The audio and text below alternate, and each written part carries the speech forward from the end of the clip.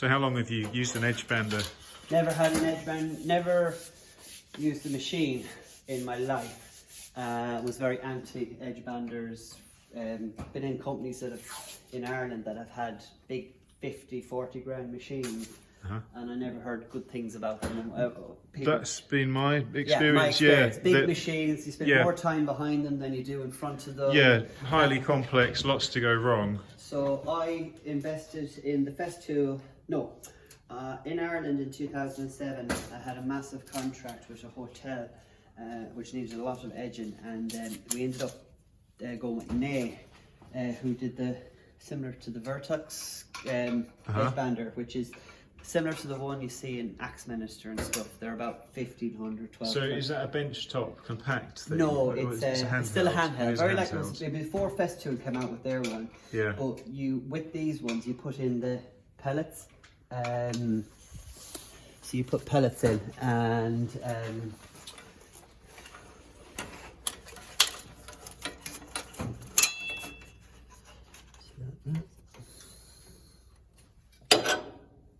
the glue goes in there. So that's been sat there, how long can that just sit there? It's been sitting there since it keeps reusing it, and then you just keep it topped up with pellets. You're meant to clean it every so often, but so I just use that bit of pellets. Okay, so that's just recently been heated and yeah, so I turn it on first thing in the morning. Turn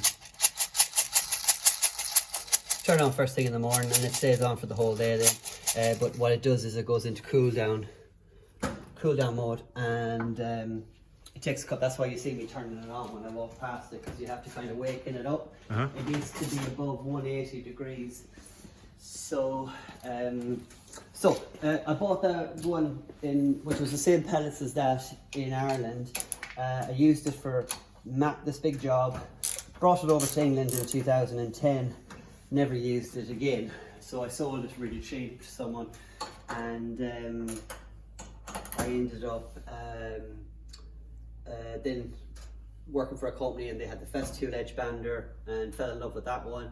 So when I went out on my own, it was the number one thing I had to purchase when going out was the Festool edge bander. So we got that. The edge band, like I said, all our doors, all the white. I do a lot of white melamine internals, because it looks clean, crisp, and it looks smart in photographs. Yeah. The Festool was great. We had it set up to do all sorts of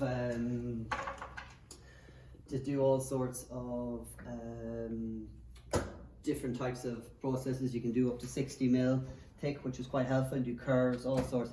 But then when I had another guy rent space off me, he had an edge bander. Festool one as well. So I got used to having two of them kicking around the workshop. So with the two of them kicking around the workshop, we ended up having, because you have neutral, you got white. That's the bonus with Festool, is you can change all the colours quite easily. We say easily, you do use a lot of pucks by changing it. And the puck is the glue for the Festool, right? So you can't easily change the glue here, obviously. Yeah, so what I've learned is I just stick with neutral. Neutral does everything pretty much. But what you find in the white, sometimes you might get you get a line, you can see it. Where if I use white glue, you wouldn't see it. Would look seamless. But it's a compromise you make. It's very, for what we're dealing with, minute. I can imagine people doing high-end gloss things where they want seamless joints and stuff, then they'd have to really consider it. A company in High Wycombe have just invested in about £50,000 worth of an edge bander, but I've seen some glass doors come through it and it looks seamless. Is that maybe a laser edge bander? I've heard of these new technologies. Yeah, I'm not sure, but again, ordering from companies like Austin and that, it gets a bit of a minefield when you're trying to select 1 mil unglued edging, and then they have all these different other names for that edging, and I was asking friends and stuff going, what does this mean? Go, well, that's this laser type, this is this type and all that. But funny enough, the glue in their edge bander is like the pucks the Festool use as well. Oh, really? I don't know if it's from the same company or what. Okay. But so I ended up, like, at that stage I had spent £5,000 on he left the company, the other guy that had the edge bander, and then I got so used to having two of them kicking around, it nearly became part of your toolkit. The drill, countersink, an edge bander for the guys that was helping me. So you'd always be like, oh, you finished with the edge bander. So we ended up getting 2. And then I went to, as I said, Marksfield Woodwork Machinery, and they were they're good. They know their stuff, and they knew where I was going before I knew where I was going. Oh, I see. I think so. When I went to the open day, they were like, "We want to show you something. We think this is your next stage." And I'm like, "No way in hell! I have no interest in edge banders. I don't want to be dealing with." But they did try and push the next model up, which had the iPad screen here, all touch screen, and it was about 16,000, 17,000, which isn't bad money, don't get me wrong. But then when I went home and did some research, this machine did every single thing that machine did, except it didn't have an iPad stuck to the end of it. And what I loved about this machine was everything's accessible from the front. You're not behind it. So you have to do quick something, you see something go wrong, you just lift it up, machine cuts out, you can get to it. You've got access panels here. This actually opens right out, so for cleaning it's very easy, and it has pre-milling. That's key, pre-milling. So if you're putting a mill edging on, I know what you're saying. That'll take a mill So off. you can cut the board to the size you want it to be off the table saw, and then this will mill off the thickness of the banding that it then sticks on. You don't even have to worry how sharp your blade was, because it's going to take the chips that are at the bottom. You might have a good blade cutting from the top, but it chips on the bottom, and scribing blades and things, you know how they leave that little shadow line? Yes, sometimes it can be more than a shadow line, it can be half a mil in and it's distinctive. This will take a mil off, so you always know it's getting clear. And that's like a router cutter, is it? That's how it's cutting in there. So it is. So you have not many machines do this. This is absolutely perfect for anyone that's even a one-man band. They wouldn't even consider this. But this is under 10 grand plus the VAT, which isn't huge money in the grand scheme of things. Like, you do one decent job, which I did this year, it paid for itself. I think I handed 7.5 grand to a CNC company.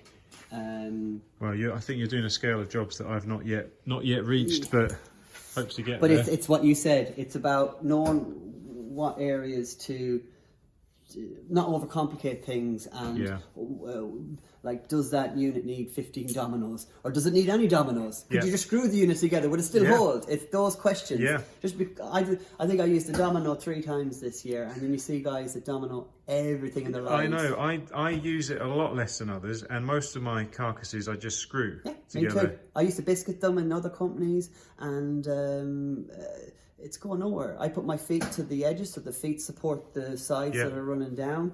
There's no weight on the top because it has a filler that goes across. It can't come down.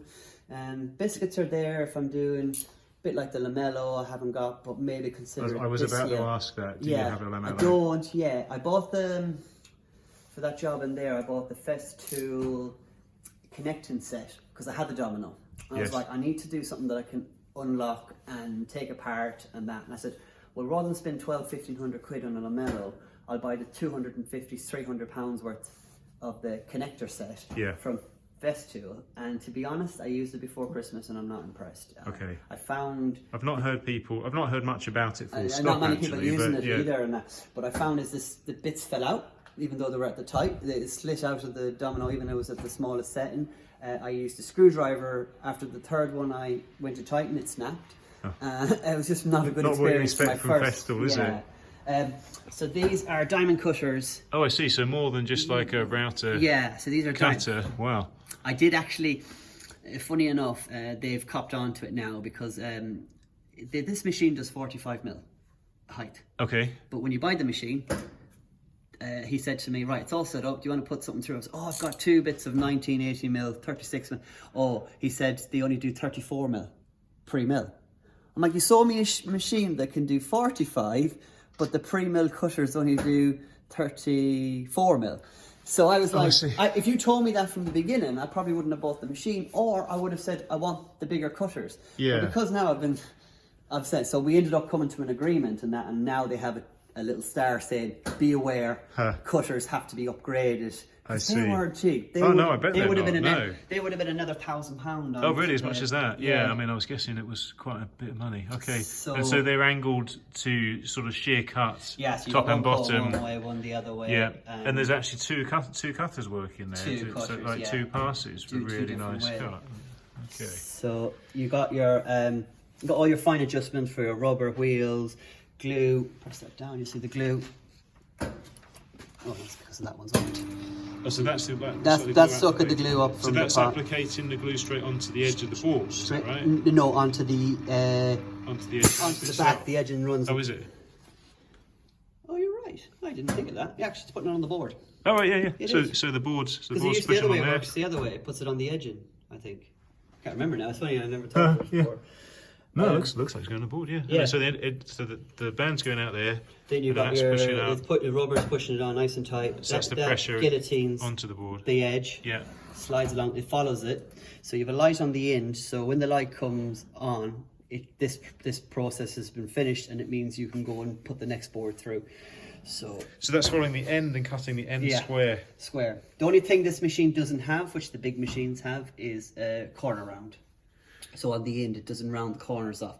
But you only need that if you're doing 2mm stuff like office furniture. I see what you're saying. But does it must trim the edge banding? So there's blade cutters in here that spin. So that does my radius that I required. So 1.52mm radius. Oh, so behind those discs that I can see, there's a spinning cutter. And then it goes on to scrapers.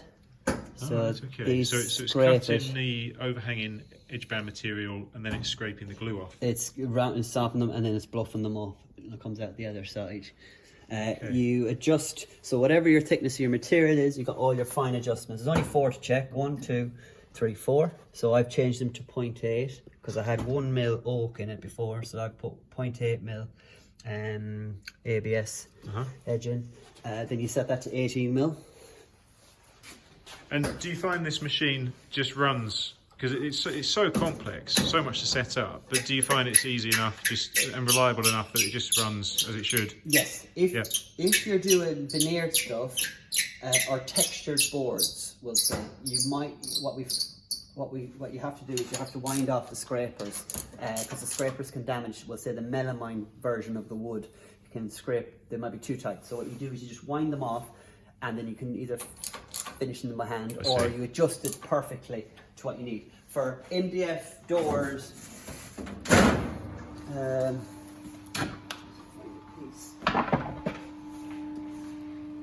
so a bit of 18mm.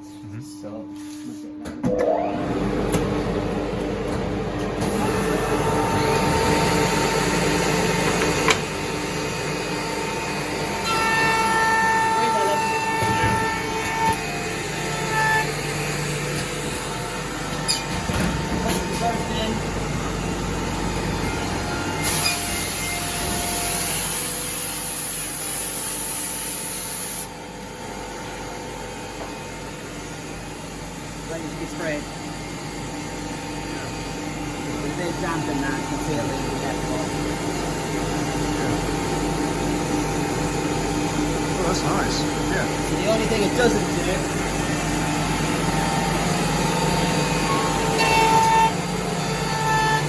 drawer fronts and drawer components is the biggest time consuming. That used to charge like a fortune for drawers because it just took such a long. It's nearly the same amount of components as the wardrobe does as well. So that's the only thing it doesn't do is the corner round. Oh yeah. Some of the other big machines will round that off for you. Yeah, I see. But I just do it because you only use 1mm. Yeah. Use sandpaper. Not a big deal, is it? Okay. That's good. Yeah, so the doors that you're making with your planted on strips, there's some examples here, aren't there? So that's was it a 12mm backer and 9mm strips? 12-9. So that's a 12mm board. Yeah. That's 9mm strips, which would have gone through the edge sander. Yeah. I highlight the join with a 1.6mm radius, so I've always run the radius through. And are these finish painted? These are finished now. Yeah. Right, and these are drawers. The girls are a nice pink. Yeah. I had a lot of pink going on, cornice and stuff. Then is that noise just winding down? Is that going to stop in a minute? Compressor. All right. Okay. All right. Oh, so does the compressor power the... Yeah, so the compressor does all the motions and the pressure, so it adjusts to the board, so the pressure would be done by air onto the board. All right. I wanted to ask you about these trolleys, because so we're thinking about how we set up our new space. We're thinking of putting things on wheels, and you've obviously got a design here that you like because you've got lots of them. Can you just talk me through what this is all about? So one of the companies I work for in Tame, they did these trolleys, and I carried them on to another company I went to, and to here. But they're great because you can if you design them like on a CNC or that, you can get a lot of the components out of one whole board. So 3 boards will nearly give you 2 trolleys. Okay. And then you can buy your I've seen people copy them around the farm, but you put really small wheels on them. You're better off going for those size wheels. Okay. They're worth it. So they cost a lot more, don't they? But £35 for 4. It's not the. It's not too bad. You know, and then it's just designed to be at a convenient height to load and unload, is it? So that is. Yeah, let's get those measurements. 600. Yeah. So that's a good width. You've got your offcut that can do the top and bottom. So what's the height? What's the height of that offcut? Because if I can just quickly read these off, then if you don't mind, I can copy it. Right, yeah, okay. And then you got your overall width, which is 1200. Yeah, so that's just your board width, near enough. Right, and then your overall height. 800, 800-ish, yeah. Something like that. Yeah. Did these, I found, these were the first ones I built, and you always have offcuts of carpet from jobs and sites, so I just put them in. But then I found the 18mm ones work better. They work better, okay. They're to grab. Okay. So it's a nicer feel when grabbing and and they've been pulling. strong enough, are they rigid enough? Yeah. So what we did was we did ridges. We found that they needed ridges for the support strength. So they were like that, all those full panels, and then I was like, it's dead space. Yeah. So you could actually put a board on top of that and then slide your long strips in there, make use of it as well. Yeah, yeah. And it's still got the strength and everything with that, but it means as long as your balls are low enough, you can slide. Like I'm going to make one of these up for my site kit.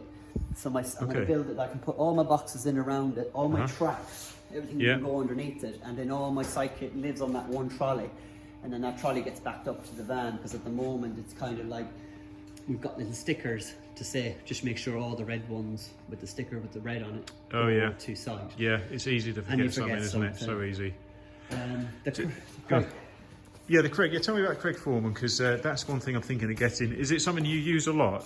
Hey, I don't go through it probably half a day without using the Craig Foreman. I see. I would 100%. I'd nearly buy you one instead. So it's just say to the wife, it's the perfect Christmas or birthday gift. Like you will. I just can't understand how. But the thing is, I see people. All my drawer boxes are Craig, and you see people biscuiting and Domino and Craiging. Like you will not. Craig drawer box is absolutely. You don't need ample. the biscuit and the Domino. You're saying, yeah. So this is only what, £310? Something like that. Yeah, 300 or so. Buy yourself a cheap extractor. Okay, which so it's all dedicated. Plug. Yeah, it's ready to go. As long as it's got the plug. I think Homebase do them for like less than 50 quid. As long as you can plug in, so when you turn it on, the extractor comes on. You don't want to be pressing the button. All right, yeah. So you mean you get the extractor with that auto takeoff function, and you plug the Foreman into that. Yeah. Okay. Direct into it. But so I've been thinking of getting one of these for ages. I mean, I don't know why I haven't really, because we pocket hole all our carcasses, and we have for ages. But I was wondering whether to spend a whole lot more and get one of those pneumatic. You can get ones with 2 or 4 drills, because I don't know, I just thought, why is this so much cheaper than them? Is there anything wrong with it? But air.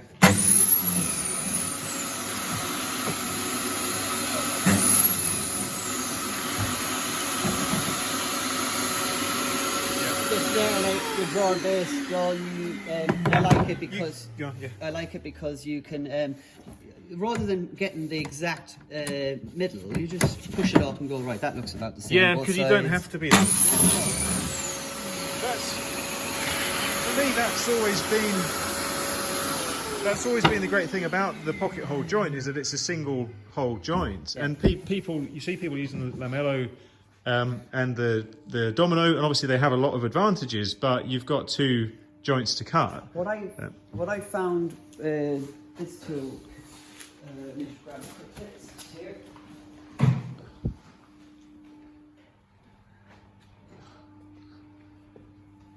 I found this.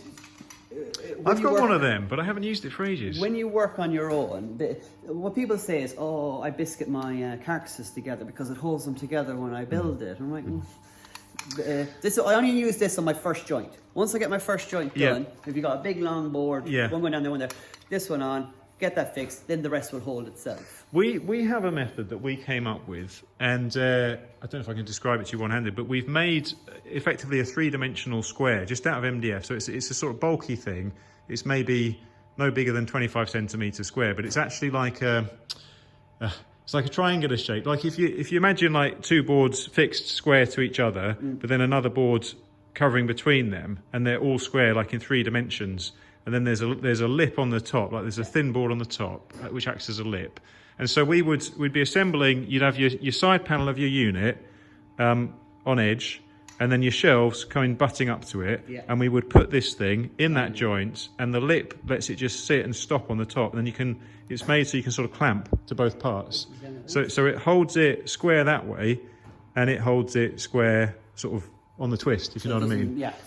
So we just offer up the shelf to the side, clamp it, and then just drill and screw through. Yeah, measure down from the top, find the center, and then just that's exactly it. And for me, because then there's a little bit of setup, but then it's a single pass drill, or you could even use a self-cutting screw. Yeah. But you're only doing one action rather than cutting the end and cutting the side. When I worked at one company, a high-end company, we used to biscuit all our cabinets together. Then we used to countersink them with a 5 trimmed countersink. And then we had a long 4mm that would go in then to clear the hole, because they used to say that so there was a 5mm countersink in the first board, then a 4mm, so they would pull the screw, would pull it. But I went to another company and they just use a 4mm countersink with a 5mm screw, and it does pull it does fine. It does do fine, doesn't it? I mean, what we use is, do you ever use the Conformat screws from Hayfully? I've heard of them and I've seen them. Yeah, they've got the taper on them, don't they? Well, they've got sort of, whereas most of your screws, you've got the threaded part, and then the unthreaded part is normally smaller. Yeah. I think the Conformat's, the unthreaded part is fatter, and it only really works with a special stepped drill bit, and the whole screw actually is fatter, so it's sort of like a metal dowel, so it's stronger. A friend of mine uses them quite a bit. I mean, we've used them for ages. I often wonder why more people don't use them, and I think it's because the drill bits are very expensive and very easy to break, so you can... Because I stick with Isaac Lawrence, I get some fantastic deals with what I didn't realise. So I was a workshop manager at a company, and these big boxes, so the 3000 and the 7000s.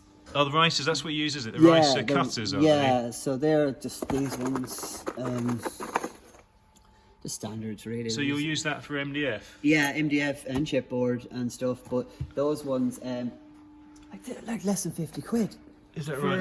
So it's a good cost per unit then, is it? Because those aren't cheap screws normally, are they? Yeah, so in Ireland it was always Spacs, and then over here any company I've worked for have always been risers, bar the Hayfully. I used the Hayfully nickel 3.5 by 17s for all my hinges. Oh yes, and stuff, yes, because that's true. They match it quite nicely with the blum. So when you're doing an MDF carcass, you drill with just a 4mm and a countersink, and then drive that screw in. Yeah. And do you drill part way into the edge of the board and let that cut? No, I will go pretty much to within 5-6 mil of the end, so it just a little bite. Split, I don't want it. Split. Yeah. Okay. One other tool that, if I was to say, was a game changer last year was it doesn't have to be the 85. They do a 55 as well, but the HK 85. So that's the one that goes on the little rail, is that right? It goes on a little rail, which I made the mistake of buying it with the rail, but it does go on a standard Festool rail as well. Yes. But the key feature on this one was the 60 degrees. Oh, so when you're doing understairs or angle things and you want to get to a 52 degrees, like back in the day, I'd be with the plunge saw, I'd be there with a packer underneath the end of the thing. It gets pretty dangerous. So this thing is so much easier now. I didn't know that could do that. That's the thing. A lot of people just... I went up to Festool and they're like, this is for joiners, this is for roofers, you won't be interested in this. And then one day I just took a notion, I looked at it and I was like, Oh my god, because I'm here I do a lot of understairs that are 800 deep. I can't cut them on the table saw because I can only go to 45. And I'm like, I need to cut a 52 degree angle. I often wonder how people do this. Yeah, and this is literally... That's the thing. No, they know what they do. They make up that silly jig to take apart their saw and they do all the things upright. Yes, I have done it that way. I'd sort of a jig on the bench so that you can cut that way. If you end up sharing your workshop with another guy and stuff, and you're taking the hood away and moving all that kind of stuff, and that it just what you want to be able to do is someone's on the saw, you can be cracking off on in here with doing your understairs storage unit. You're not interfering with anyone. Anything can be cut from that one machine. But that I wish I had that 10 years ago. To be honest, that's been a big one. And does that not overbalance at that angle? I mean, 60 degrees. No, no, because I'm putting all the pressure on that. So. Oh well, that's okay. So that's a difference, isn't it? You don't have that on the normal rail saw. You don't have a handle there, do you? So I'm thinking of the normal rail saw. The only thing you have to get used to is when it comes. Easily. That's it. The only thing you have to get used to is when you finish the cut is to just stop and don't move, because it's not a plunge. So if you do anything, you could damage something. So it's just a matter of either clearing it so you come off it, or stopping. But I ended up buying the track with it, which was a waste of time. It's not designed for what we do. But I see. So you use it just on the long track. You don't use the short track because you are doing longer cuts. You're not just cutting ends off. The whole idea of them ones is it pulls it back to you, and it's because if you're doing joists, you can drop it. Yeah, it can replace a mitre saw on a stand, can't it? Yeah. But no, that was something now that I mentioned to a lot of people, and they're like, "Oh, I didn't know it did 60." Yeah, I didn't know that. So, is that the case for the smaller variation of that? Because that's the bigger, heavy-duty one. It is. The only reason I went for this is I thought I'd sold it, but the HS 75 up there. Because I wanted to have the option of doing a deep cut if I ever came to a job on site or something happened. I could do. So I had that one, the 75. So I was selling that one. The person never came to collect it, but that's still I'll sell that one. But because I was getting rid of that one, I was like, well, I'm not going to have the big saw, so I might as well just buy the 85. Yeah. And that. Right. But no, that was that. Let me show you the drawbar. Oh, go on then. I'm going to have to hit the road pretty soon, but it's all interesting. In fact, before I go, I want to ask you about these feet as well, which I've not seen before. So all your drawer boxes, just pocket hold. That must be quite efficient. So this is something I've seen on Instagram, which is very smart. Pocket hole into the base as well. Because I used to put 2 little screws in here. Yeah. But it's another process. So if I'm just pocket holding now, I just pocket hole, pocket hole, pocket hole, pocket hole, pocket hole, and then you run the whole thing over the saw, like we said. Yeah, we were talking about that earlier off camera, weren't we? So that's to get down to 16mm to fit on. These are what the grass runners. These are the grass ones with the 4D adjustment. So these ones. So my bases are cut to the same width as my tops and bottoms, my fronts and backs. So my fronts and backs and the bottoms are all the same width, and then these are the usual. And so that method is avoiding having to notch out. For no notching, no grooving. No, it's more for no. You see people doing grooves and putting bases in and that. You don't want to have to do yes, I see what you're saying as well. Yeah, okay. So that saves time. Okay. These are a good runner, but like I said, this company came around the other day. This what is this runner system? Is that the grass? 4D, grass. That's changed since I last used the grass one. But you're telling me about it. Was it a Polish company now that's approached you? This one, grasshopper. Okay. Oh, so same soft close idea, but what they do have is they have all the same adjustments. Okay. So you've got. And the difference with these is that they can take the 18mm board. They can take an 18mm board, trimming it down. They're about £10. Oh, I see. So where do you buy these through? He's the guy. He's left his card here somewhere. But he's the only rep in the country at the moment. But they have a warehouse, I think. Is it somewhere in Bristol or somewhere? Right, okay. So they do a range of different types of them as well. Yeah, okay. So I said he left me this one to try out, so I'll have give me a call in a couple of weeks. All right, I was going to ask that because they've not used it on a job yet. No, I just came there before Christmas. So. Yeah. But what I liked is it had all the same adjustments as the grass did. Not that, to be honest, like if you know what you're doing, you don't need all the singing and dancing, but you just want a runner you can trust. Yeah. At the end of the day. Yeah. And, I mean, I've stuck with Blum because of the name and reputation and the the guarantee, the lifetime guarantee. But I know lots of people that use other hardware, and it's fairly rare that any hardware, if it's properly fitted, is going to just stop working, isn't it? I would highly recommend giving the grass a go, dealing with Hayfley. Okay. They've got some fantastic prices. I've tried. Did you buy direct from Hayfley? Yeah. Okay. So if you're buying Blums for 20, 22, 21, £20 a runner, and then you have to go and buy the clips on top of that of whatever, £1, 50p, 150 or whatever. Before you know it, you're paying £23, £24. That is about what we're paying actually. Yeah, well, the grass ones, if not, they're more superior to the Blum ones, and they've got 4 completely different adjustments. So you got up, down, in, out, all singing and dancing. Okay. And they're about £16.50. Are they? Yeah, and it's in the same. Grass is up there, but I have given grass hinges a go, but I have stuck with the Blum. Okay. So it's like what people says, you're too loyalty. I've wiped that, got rid of that. Just forget it. I have Ryobi left, right, and centre here as well. I love Ryobi. I love the Ryobi glue gun. Okay. I have a nailer. I have 2 Ryobi drills that I got from Homebase. I know some people that use it, but generally they don't have the best reputation, do they? They seem to have the reputation of being more of a DIY tool. But I have met tradespeople that swear by them. The new when it was blue, Ryobi was the blue and yellow kind of that colour. But the green stuff now, I have a neighbour here that he's over in the States quite a lot. He comes back and forth, and he buys into, because you can get so much cheaper in Home Depot and stuff like that. Yeah. But the glue gun is fantastic. A battery powered glue gun. You're doing light tracks and stuff. It's just so much. So you mean like a silicone gun well, dispenser? I've got that as well. Homebase will clear now. But that's quite helpful. Okay. And you can buy all the adapters that take the Makita batteries as well. Oh yeah. So I've got that.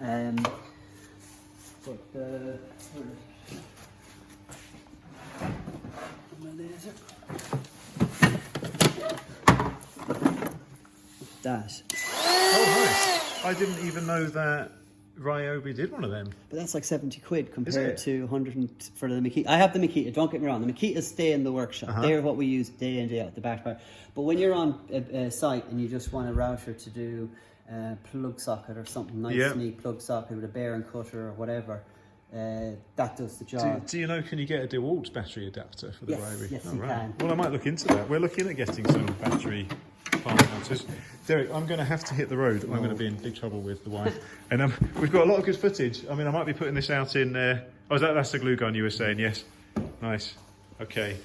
Might be putting this out as a 2-parter or something, because there's a lot of interesting stuff that you've shared with us. So, yes, and maybe this will win you even more Instagram followers. Yeah.